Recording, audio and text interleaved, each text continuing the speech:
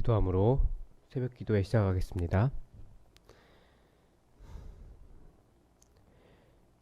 우리에게 하나님 나라가 와 있음을 가르쳐 주시고 우리가 그 안에 살기를 원하시는 하나님 아버지, 오늘도 기도 가운데 임하시는 주님의 역사를 알기를 원하여, 주님의 역사를 보고 경험하기 원하여 이 새벽 예수님의 본을 따라 아버지 앞에 나왔습니다. 아버지 얼굴을 구하는 이 시간이 우리에게 주의 영으로 충만해지며 하늘나라의 영광을 바라보며 주님의 역사를 경험하는 시간 될 수 있도록 우리와 함께하여 주시고 우리에게 응답하여 주시옵소서. 간절한 마음의 소원을 주님께서 아를 때에 우리가 영적으로 성숙하게 하시며 주님의 역사를 손에 쥐고 이 땅에 예수 믿는 자로 당당하게 살아갈 수 있도록 우리와 함께 하시고 도와주시옵소서. 우리의 인격의 변화가 있게 도와주시고 주님께서 말씀하시는 음성을 들으며 주님의 뜻을 찾아갈 수 있는 시간이 될 수 있도록 용기와 힘을 더하여 주시고 무엇보다도 주의 성령을 충만하게 부어주셔서 우리가 예수님을 온전하게 아는 기쁨이 이 시간 있게 하여 주시옵소서. 우리 사랑하는 자들을 위해 기도할 때에, 중보할 때에 하나님 막힘없이 주님께서 만사 형통하게 하시는 역사를 우리에게 더하여 주시며 이 모든 것이 주님으로부터 왔다라는 것을 모든 사람들이 깨달을 수 있도록 하나님 함께하여 주시옵소서. 우리 예수품한 교회 꼭 필요하셔서 이곳에 세우지 않으셨습니까? 주님 세우신 이유를 온전하게 드러낼 수 있도록 우리 안으로는 화평하게 하시고 온전한 공동체가 되게 하시고 또 밖으로는 주의 복음 들고 이 춘천 지역을 새롭게 변화시킬 수 있는 진정한 교회 될 수 있도록 우리와 함께 하시며 사용하여 주시옵소서. 이 새벽에 주의 말씀을 기다립니다. 주님의 은혜를 더하시길 원하오며 예수님의 이름으로 기도합니다. 아멘. 이 시간 우리에게 주신 하나님 말씀은 고린도후서 12장 14절에서 21절까지의 말씀입니다. 고린도후서 12장 14절에서 21절까지의 말씀입니다.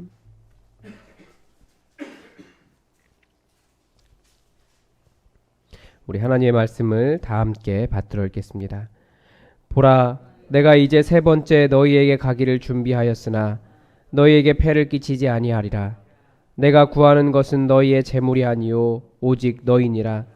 어린아이가 부모를 위하여 재물을 저축하는 것이 아니요 부모가 어린아이를 위하여 하느니라. 내가 너희 영혼을 위하여 크게 기뻐함으로 재물을 사용하고 또 내 자신까지도 내어 주리니 너희를 더욱 사랑할수록 나는 사랑을 덜 받겠느냐. 하여간 어떤 이의 말이 내가 너희에게 짐을 지우지는 아니하였을지라도 교활한 자가 되어 너희를 속임수로 취하였다 하니 내가 너희에게 보낸 자 중에 누구로 너희의 이득을 취하더냐. 내가 디도를 권하고 함께한 형제를 보내었으니 디도가 너희의 이득을 취하더냐. 우리가 동일한 성령으로 행하지 아니하더냐. 동일한 보조로 하지 아니하더냐. 너희는 이때까지 우리가 자기 변명을 하는 줄로 생각하는구나. 우리는 그리스도 안에서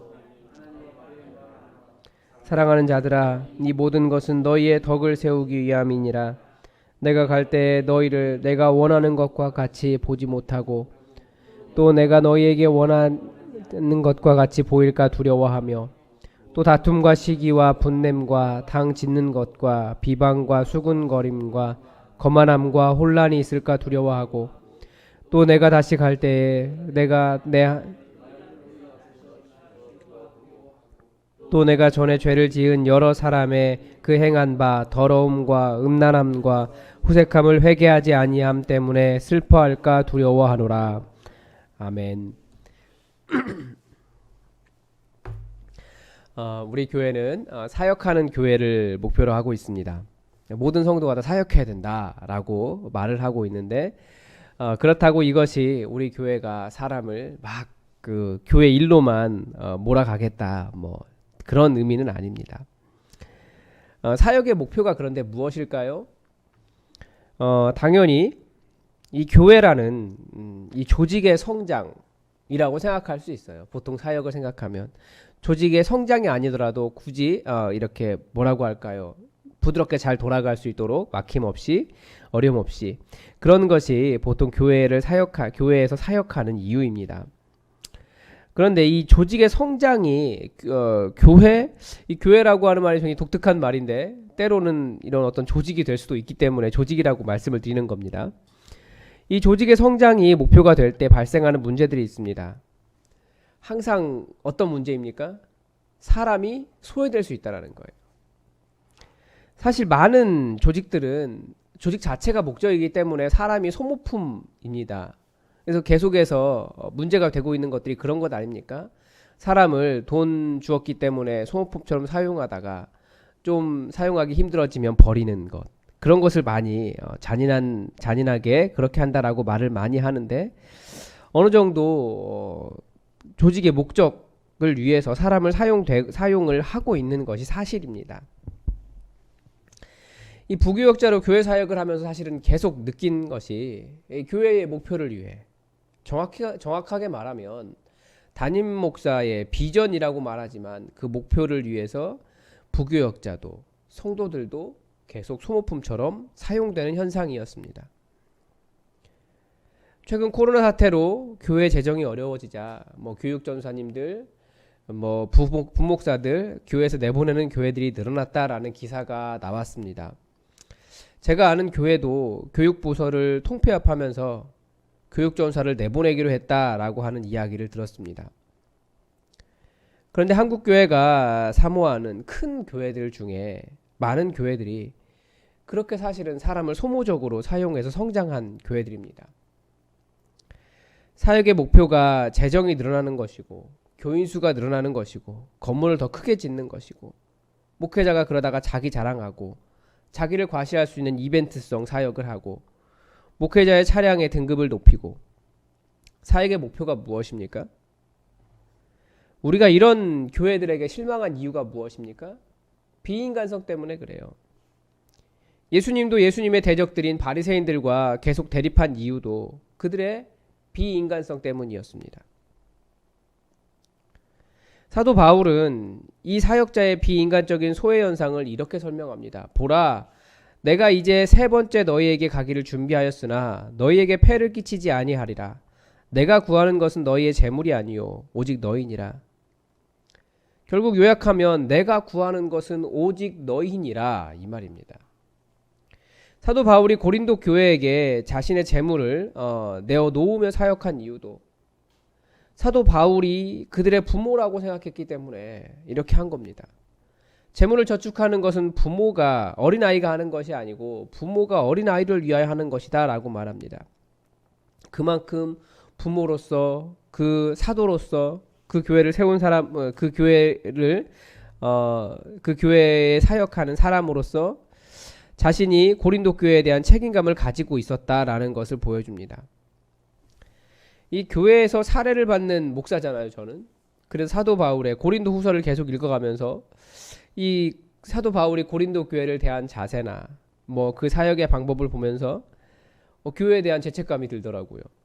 나름 열심히 사역하고 있는데 잘하지도 못하지만 또 왜 사도는 이렇게까지 해서 다른 사도들처럼 사례를 받을 수 있었을 텐데 왜 이렇게 사례를 받는 사람을 죄책감이 들겠는지 모르겠습니다.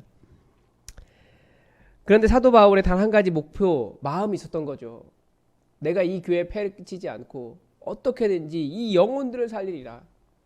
내가 이 영혼들을 나의 이익의 도구로 사용하지 않고 이 영혼들을 어떻게든지 순결한 신부로 예수님과 결혼하게 하는 그런 일을 감당하겠다라고 사도 바울이 작정했기 때문에 텐트를 만들며 수고해도 자기가 돈 벌어서 그렇게 했다라는 거예요. 그래서 저도 고린도 후서를 읽으면서 일자리를 좀 알아봤습니다. 택배 물류가 지금 갈 수 있는 가장 빠른 길이더라고요. 근데 알아봤더니 바로 그 다음날 택배 기사가 돌아가셨다는 기사를 보면서 잘못하면 죽겠구나 그 생각이 들더라고요. 아무나 하는 거 아니에요. 이렇게 사역하는 거. 그런데도 사도 바울이 그런 평가를 받았습니다. 그렇게 헌신했는데도 고린도 교회 교인들 중에는 사도 바울이 비록 우리에게 가져간 이익은 아무것도 없지만 돈을 가져가진 않지만 그 사람이 교활한 자여서 우리의 마음을 뺏어갖고 우리 교회의 사람들을 이렇게 뭐라고 할까요? 속임수로 이익을 취하였다라고 말하는 사람들이 있었다라는 겁니다. 정말 얼마나 억울했을지, 누구보다도 순수하게 사역하고 욕은 가장 많이 먹은, 정말 얼마나 억울했을지 알만합니다. 그래도 사도 바울은 고린도 교회를 사랑하는 것을 포기하지 않습니다. 그래서 그의 진심이 드러나는 거예요. 너희는 이때까지 우리가 자기 변명을 하는 줄로 생각하는구나. 우리는 그리스도 안에서 하나님 앞에서 말하노라.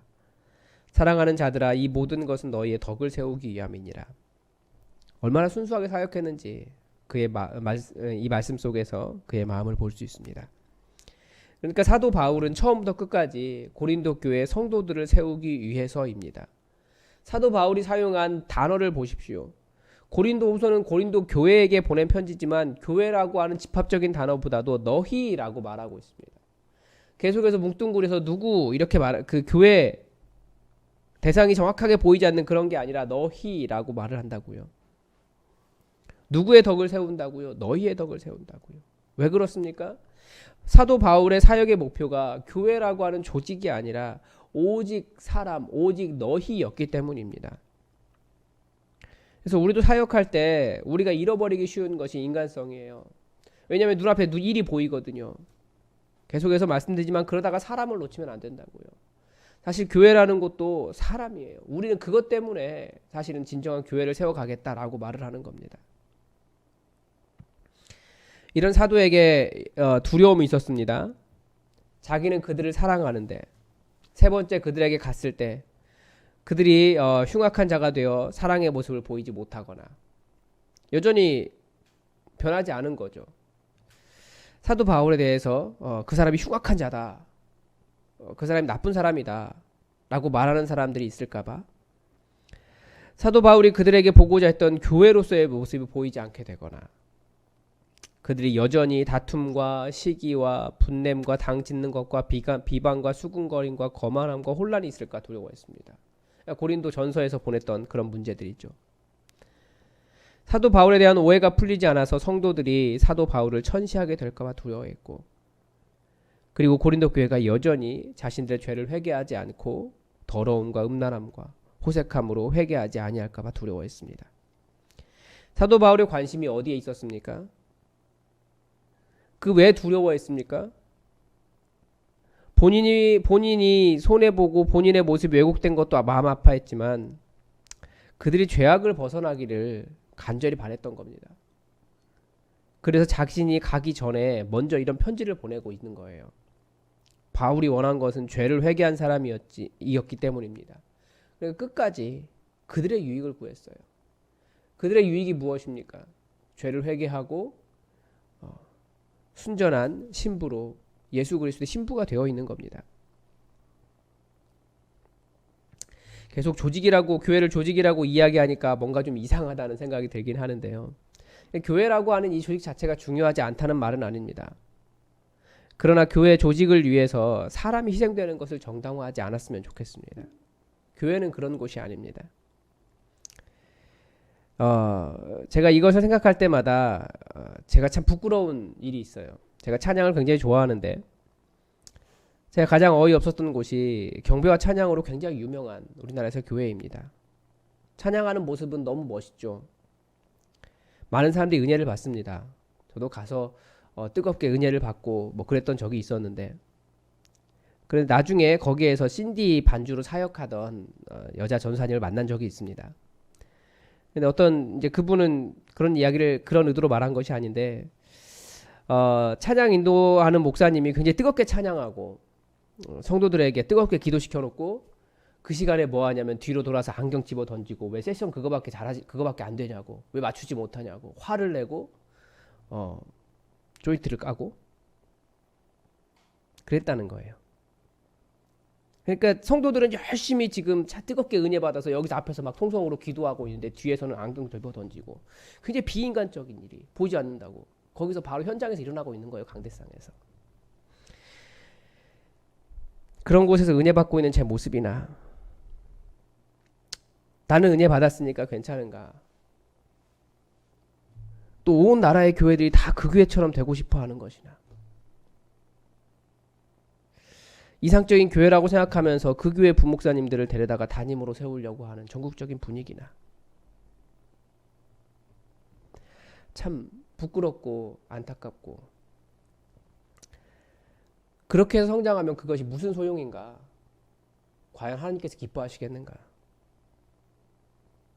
차라리 연약한 것이, 조금 천천히 가는 것이, 생각한 것처럼 목표와 비전을 이루지 못해도 정말 하나의 사랑하는 공동체로서 성장하는 것이 훨씬 더 행복하고 예수님의 뜻에 맞는 것이 아닌가, 그런 생각이 들었습니다.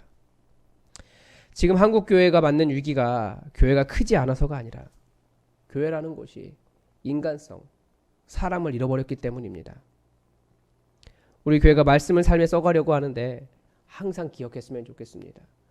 바리새인들이 말씀을 몰라서가 아니라 그들이 그 말씀을 가지고 사람들을 정죄하고 사람들을 사람 취급하지 않고 인간성을 잃어버렸기 때문에 예수님께서 정말 내가 원하는 것은 제사가 아니라 긍휼이다, 인애다 라고 말씀하셨던 것을 우리가 잊지 않았으면 좋겠습니다. 사도 바울이 말합니다. 말씀이 말합니다. 내가 구하는 것은 오직 너희니라. 우리가 교회에서 여러 가지 중요한 거 생각하지만 무엇보다도 사람, 그 사람, 너희를 생각하는 그런 성도가 되었으면 좋겠습니다. 기도하겠습니다. 하나님 아버지, 오늘 고린도 후서를 통하여 사도 바울이 고린도 교회를, 그곳에 있는 성도들을 어떠한 마음으로 사모하며 사랑하며 사역했는지 그의 진심을 다시 보게 됩니다. 우리가 교회 사역하는 이유가 주님, 이 교회가 원활하게 유기적으로 잘 돌아가는 것에도 목적이 있지만 하나님, 무엇보다도 사람을 잃지 않도록 이곳이 인간적인 냄새로 사람을 사랑하는 것으로 가득 찰 수 있도록 우리 교회와 함께하여 주시옵소서. 크게 성장하지 못해도, 우리가 생각하는 목표를 다 이루지 못해도, 우리가 춘천 지역을 다 변화시키지 못한다 할지라도 하나님, 우리가 그렇게 멋있는 조직으로 성장하지 못한다 할지라도 서로 사랑함으로 아름다운 공동체를 이루는 데는 부족하지 않도록 하나님, 우리에게 주의 영을 부으시고 혹시 우리가 놓치고 있는 것이 있는지 다시금 보게 하여 주시옵소서. 한 사람 한 사람 정말 관심 갖게 하시고 사랑하게 하시고 그렇게 서로를 돌봐갈 수 있도록 우리 교회에게 복과 은혜를 더하여 주시옵소서. 지도자들에게 더욱더 깨어있는 사랑의 마음, 예수 그리스도의 마음이 있게 하여 주시옵소서. 주께서 도우시길 원하오며 예수님의 이름으로 기도드립니다. 아멘. 여러분 또 교회 공동의 기도 제목 가지고 함께 기도해 주시기 바랍니다. 이제 교회가 올해를 마무리하고 내년을 준비해야 되는 시기가 되었습니다. 이 모든 것 잘 준비될 수 있도록 여러분 기도해 주시고, 코로나 바이러스가 좀 끝나서 2021년에는 사역 잘 감당할 수 있었으면, 모든 것이 계획대로 진행될 수 있었으면 좋겠습니다. 또 우리 교회가 목장 교회를 하려고 하다가 지금 모이지 못해서 어려움을 겪고 있는데, 우리 목장 교회 다시 세워질 수 있도록 기도해 주시고, 특별히 목자들을 위해서 여러분 중보해 주시기 바랍니다. 목회 계획을 이번 주 내에 또 내년 걸 준비를 해야 되는데 최철규 목사를 위해서 여러분 함께 기도해 주시기 바랍니다. 환우들을 위해서 계속 기도해 주시고 우리 고3 수능생들도 위해서도 함께 기도해 주시기 바랍니다. 함께 기도하겠습니다.